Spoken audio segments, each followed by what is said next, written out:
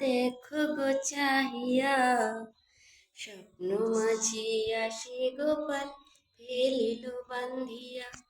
তোমরা দেখো গো চাহিয়া, স্বপ্ন মাঝি গোপাল আসি ফেলিল বান্ধিয়া। দেখো তোমরা সবাই, এই গোপাল ঠাকুর আমার স্বপ্নের মধ্যে এসে আমাকে 3 সপ্ত করাল করে বেঁধে নিয়েছে, বলেছে তুই আমার পুজো কর, আমার প্রতিষ্ঠা কর। তাই আমি এতদিন অনেক চেষ্টা করার সত্ত্বেও তাকে নিতে পারিনি।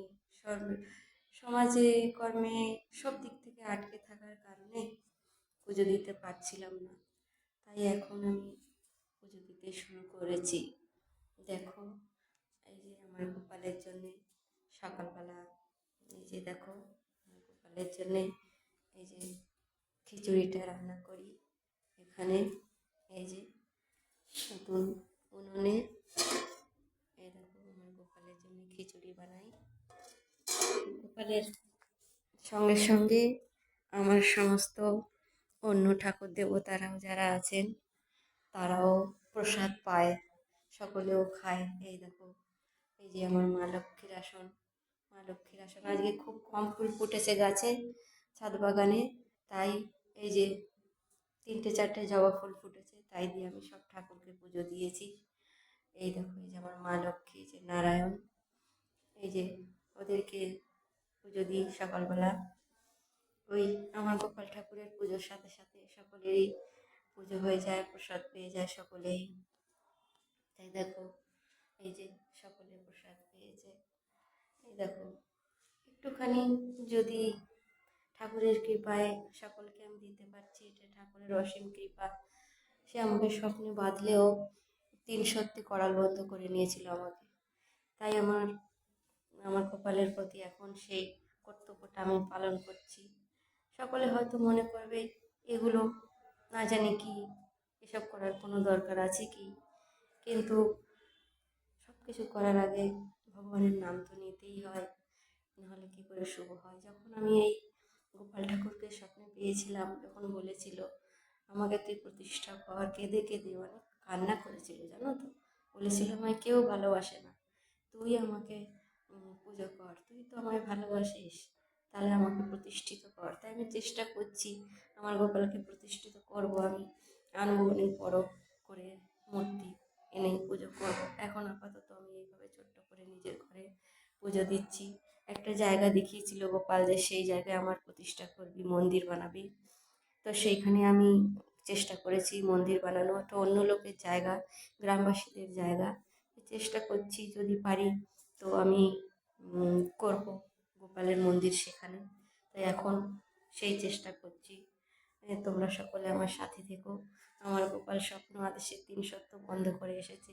আমি যা যা চেয়েছি গোপালের কাছে তা পেয়েছি, সব পেয়েছি, বিশ্বাস করো, সব তারই দেওয়া। সে আমাকে সব ভালোবেসে দিয়েছে। আর তখন যখন আমি পেয়েছিলাম না, তখন আমার কিছুই ছিল না। আর আজ দেখো আমার ভগবান, আমার গোপাল ঠাকুর সব দিয়েছে আমাকে। আমি নিজেকে গোপাল ঠাকুরের চরণে সঁপে দিয়েছি। এই দেখো সারাদিন তাকে নিয়েই থাকি। এখানে গোপালের সকল প্রসাদ আছে, এগুলো দিনে 4 বার তাকে সেবা দিই, যেবার পারি, যেভাবে পারি সেবা দিই। এখানে সকালবেলায় স্নান করাই, এই যে এখানে স্নান করাই, আর পুজো দিই গোপালকে। আমার গোপাল সত্যিকারের জীবন, যা চাই তাই পাই। আমার কানে একটা খুব ব্যথা হয়েছিল, সে কানে আওয়াজ হচ্ছিল, সে কোনো ডাক্তারও ঠিক করতে পেরেছিল না। আমার গোপালকে বলেছি ঠাকুর তুমি ঠিক করে দাও বিনা ওষুধে, সে আমি বিনা ওষুধে ঠিক করে দিয়েছে। কদিন পরে দেখি, যেদিন বললাম তার কদিন পরে দেখি আর কোনো আমার কানে ব্যথা নেই, কিচ্ছু নেই। আমার সংসার খুব এমনিতে সবাই সুখে আছে, কিন্তু আমি আমার গোপালকে নিয়ে সুখে থাকতে চাই।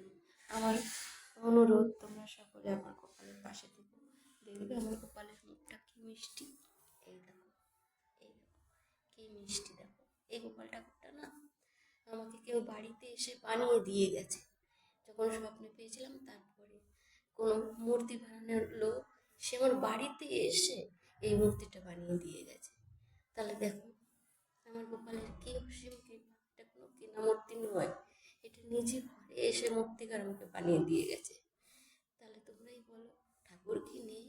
ঠাকুর সত্যিই আছে। তিনিই তো চেষ্টা করলে সব পারেন। তাহলে আমি তো বাজারে মূর্তি কিনতে যাইনি, তিনি আমার ঘরে নিজে এসেছেন। দেখো তোমরা প্লিজ সকলে আমার সাথে থেকো, দেখবে সকলের সব রোগও ভালো হয়ে যাবে, আর সকলের কৃপাতে সব ঠিক হবে।